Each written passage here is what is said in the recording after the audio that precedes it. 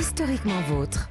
Nous atteignons le point culminant de cette émission, la chronique de Stéphane Bern, qui sera aujourd'hui tout sauf lambda, quoique. Oui, vous vous souvenez, hier, je vous proposais une chronique pas piquée des hannetons. Eh bien, ce matin, pour faire la moyenne, voici une chronique lambda.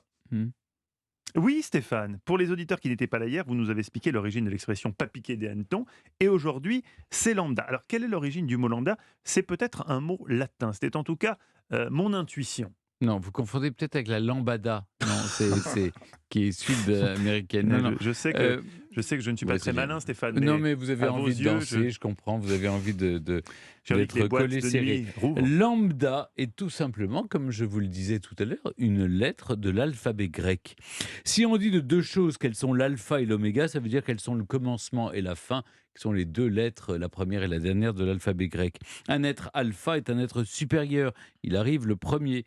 La lettre lambda, c'est la lettre L. Elle est au milieu. Elle est en 11e place, Elle est sans moyenne. charisme, sans grandeur. Je vais vous dire, elle est quelconque. Voilà.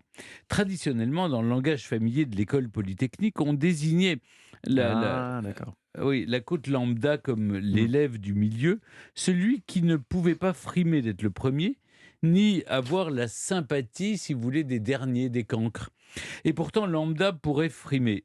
Einstein, en 1917, rajoute une constante appelée lambda à sa théorie de la relativité générale, en se rendant compte que l'univers est soit en expansion, soit en contraction. Il est donc dynamique.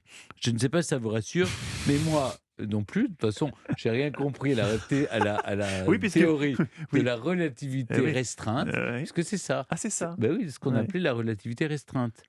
Ouais, Mais la ouais. relativité générale, en revanche, c'est bon. Vous avez. Ah, il a maîtrisé. Ah bah oui, Il a écrit 3 livres dessus. Ouais. Eh oui. Excusez-moi. Secret d'histoire de relativité générale. Donc, lambda, ça veut dire quelconque. Terminons avec une situation plus accessible. Par peur d'être quelconque, j'ai fini par n'être rien. Voilà. Et c'est un grand penseur roumain, Émile Cioran. Magnifique, Stéphane. Dites-nous, c'est l'occasion, puisqu'on parle des classements à l'école, vous étiez combien, vous, dans la classe ? Lambda, moyen. étiez lambda ? J'étais juste à la moyenne. Je passais ric-rac. Mais en histoire, vous avez dû avoir une bonne Oui, note. quand même, au bac. j'étais bon en histoire. Ah. Et étrangement, j'étais bon en langue aussi. Mais vous êtes très bon en langue. D'ailleurs, c'est vous qui faites la chronique Le mot de la fin. Vous savez, tout se tient. Ici, Non, langue, je parlais de l'anglais. Ah, vous étiez fort en Oui, anglais. oui, Ah, oui. ça, c'est plus étonnant, en revanche. Oui, Ça, c'est voilà. beaucoup plus étonnant.